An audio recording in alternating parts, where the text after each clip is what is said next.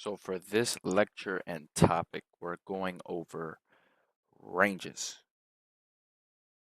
Now, the word ranges all signifies that price is in a form, it's in between a high and low.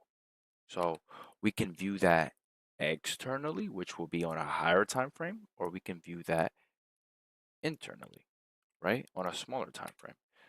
So if you guys were paying attention, I mentioned that with trends, we can have a higher time frame trend and then we can have a lower time frame trend.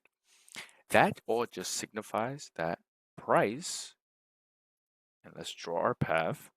So price is high, makes this high, and then price is just going down, makes this low, and now price is in this kind of thing. So what this all is from the high to the lowest low, price is in a kind of consolidation, right? I mentioned that there's two forms of trend that you can really be in. There's a third one, and that third one is just a consolidation period where price is just in a range. Price is just in this rectangle box, in this range, right? Um, this all price is doing here is accumulating orders. Well, let me take that back. I'm getting too ahead of myself. Price is generating liquidity. Let's just leave it at that. Liquidity is money in the market that the market itself needs to take out, right? Uh, and that's what price is doing. So this is what a range is. Let me make it neater for you guys so you guys can take out away a screenshot. You guys can study this.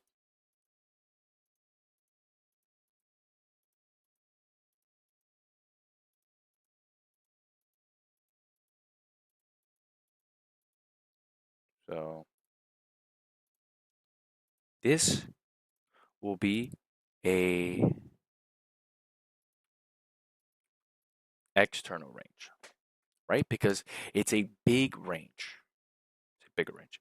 Now, I did mention we have internal ranges. So your internal range would be from this low to this high. What does price do? Price price continues to just chop away in this range and just continue.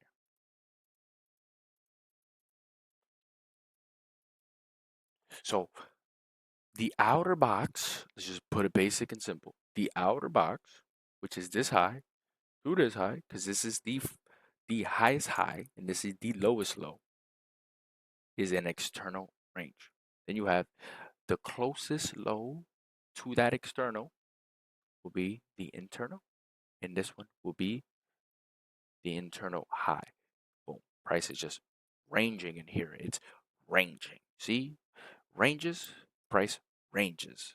That's the easiest way to just format them. Okay? So this is how you can tell of a range. Now, I'm on the daily time frame, as you guys can see on the top. What I'm going to do is now show you a range. So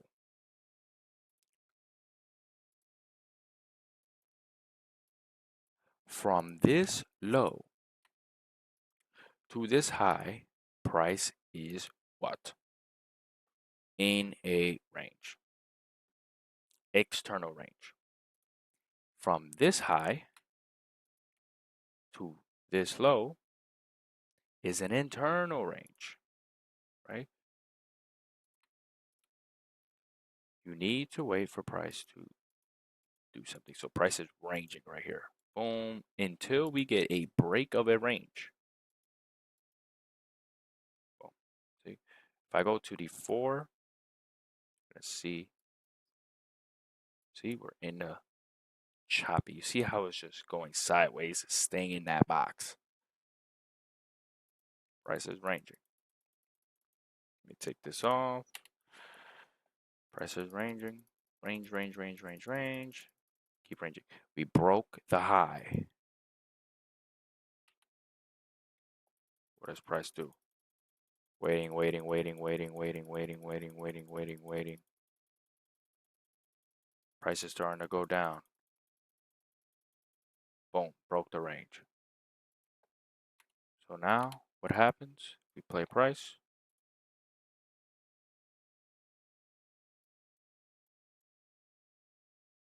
Ta-da, right? We broke the range. Now we're going lower, right? So we're going lower, we're headed lower. This is how you have to view it, right? Ranges. This would help you in the near future when you guys start to trade. How to view if price is in a consolidation range, right? You guys will be intraday trading, meaning you guys will be taking trades on the 5 to 1 minute chart, right? But we'll get more into that in the future lectures. But prices right now ranging, right? Let's look at something else. Price right here, ranging. Price right here, ranging. Price right here, this small little range, right? Price right here, ranging, right, right. So this is how you can tell what's high probable, what's not high probable. All right.